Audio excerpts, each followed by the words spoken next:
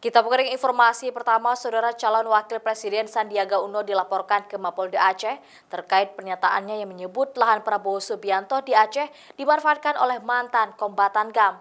Selain Sandiaga Uno, Dhanil Anzar selaku koordinator juru bicara BPN Prabowo Sandi juga dilaporkan oleh gabungan ex-kombatan GAM wilayah Bener Meriah Senin petang.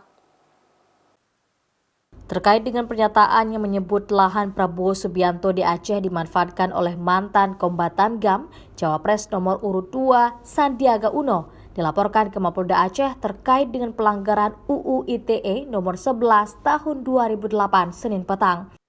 Selain Sandiaga, Dhanil Anzar selaku koordinator juru bicara BPN Prabowo Sandi juga dilaporkan oleh 11 ex-kombatan GAM wilayah Bener Meriah dengan kasus diduga telah melakukan pencemaran nama baik, fitnah, dan berita bohong yang tertuang dalam UU nomor 11 tahun 2008 tentang ITE.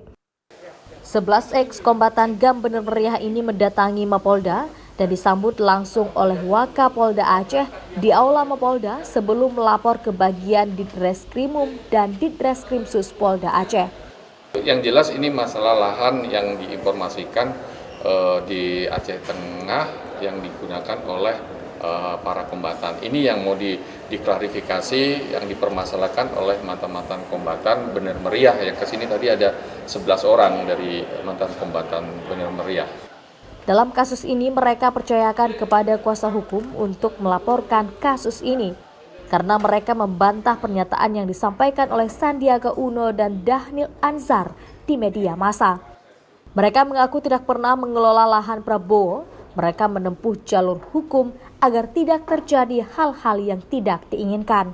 Memang kami laporkan itu ada dua, targetnya itu Dhanil 5 juta dan Sandiaga Uno sendiri. Karena dua-dua ini berbicara tentang ex-kombatan kemudian menggunakan lahan Prabowo. Dan faktanya itu tidak benar.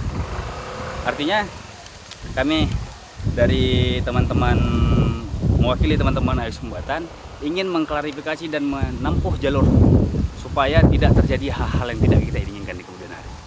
Saat ini mereka tengah membuat berita acara pemeriksaan di Mapolda Aceh agar dapat ditindaklanjuti oleh pihak kepolisian.